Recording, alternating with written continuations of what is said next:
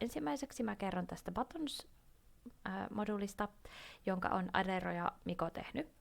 Buttons-moduuli sisältää aliohjelman void init buttons and button interrupts void, joka siis alustaa Arduinon digitaalipinnit 2, 3, 4, 5 ja 6 kytkin käyttöön ja alustaa pin change keskeytykset PCICR ja PCMS-K2 rekistereiden avulla. Seuraavaksi mä kerron sitten tästä display-moduulista, joka on mun tekemä. Eli tässä display-moduulissa Arduinoon liitettiin kaksi tämmöistä 74HC595 Serial to Parallel Mooninta. Ja mun tehtävä oli sitten tehdä tämmönen aliohjelma, jonka prototyyppi oli muotoa void write pyte uint8 t-number bool last. Ja kun tää 8-bittinen luku kirjoitettiin oikein näille kahdelle sarjaan kytketylle Serial to Parallel muutimelle ja niihin kytketylle 7-segment-näytölle, niin sitten tehtiin aliohjelma, jonka prototyyppi on muotoa void write high and low number uint t tens uint 8 t once.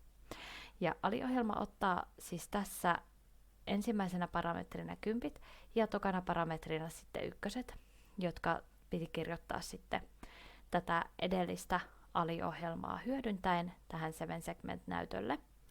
Ja näiden edellä esiteltyjen aliohjelmien lisäksi tähän kuuluu myös Initialize Display ja Show Results-aliohjelma.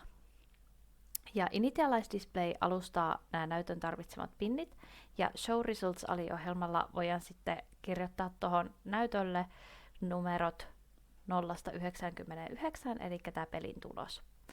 Ja tämä aliohjelma siis irrottaa 10 ja ykköset, ja sitten se käyttää sitä edellä mainittua aliohjelmaa näiden 10 ja ykkösten kirjoittamiseen näytölle.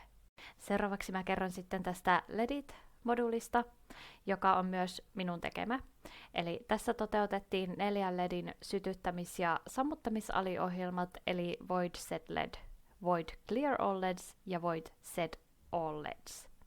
SetLED-aliohjelman pyte-parametri kertoo tämän Arduino-pinnin numeron, johon sitten se LED joko sytytetään tai sammutetaan. Spedens-peleissähän palaa vain yksi LED kerrallaan, eli tämä SetLED-aliohjelma piti toteuttaa niin, että se sammuttaa edellisillä SetLED-aliohjelman kutsukerroilla sytytetyt LEDit ja sytyttää vaan sitten yhden halutun LEDin. Set All LEDs-aliohjelmaa hyödynnetään pelissä pelin alkutilan ja lopputilan esittämiseen, ja nämä aliohjelmat piti toteuttaa niin, ettei tuossa pelilogiikassa tarvinnut huomioida, missä Arduinon pinneissä ne LEDit sattu sitten kulloinkin olemaan kiinni. Lopuksi mä kerron sitten vielä tästä pelilogiikasta, eli Game Logicista, joka on sitten Mikon tekemä osio. Tämä pelilogiikka toteutettiin spedenspelit.ino-tiedostoon, missä oli sitten tämmöinen void setup ja void loop-funktiot. Ja niiden lisäksi sitten tiedostoon toteutettiin sellainen keskeytyspalvelija ISR PCINT2 vect näiden 5 napin painallusten käsittelemistä varten.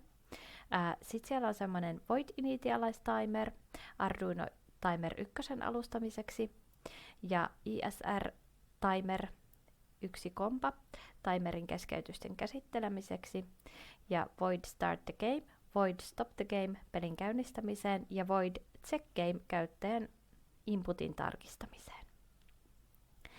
Tämä pelilogiikka toteutettiin sillä tavalla, että peli arpoo numeroita 0–3 satunnaisesti ja arpominen tapahtuu sitten täällä timer 1 keskeytyspalvelijassa. Nämä arvotut numerot tallennetaan sitten 100 alkion mittaiseen taulukkoon, eli random numbers-taulukkoon, ja kun käyttäjä painaa kytkimiä 0, 1, 2 tai 3, niin nämä näppäinten painallukset tallennetaan sitten semmoiseen 100 alkion mittaiseen taulukkoon, joka on user numbers, ja ne on siis siellä näppäinten keskeytyspalvelijassa. Siinä samassa keskeytyspalvelijassa sitten asetetaan tämmöinen bool-muuttuja, time to check game status true-arvoon, ja sitä bool-muuttujaa sitten tarkistetaan tuolla loop-funktiossa. Ja aina kun se muuttuja on arvossa true, niin kutsutaan check game-aliohjelmaa. Check game-aliohjelma vertaa sitten näitä random numbers ja user numbers taulukoita aina siihen taulukon indeksiin asti, kuinka monta kertaa käyttäjä on sitten näitä näppäimiä siinä pelin alusta asti painanut.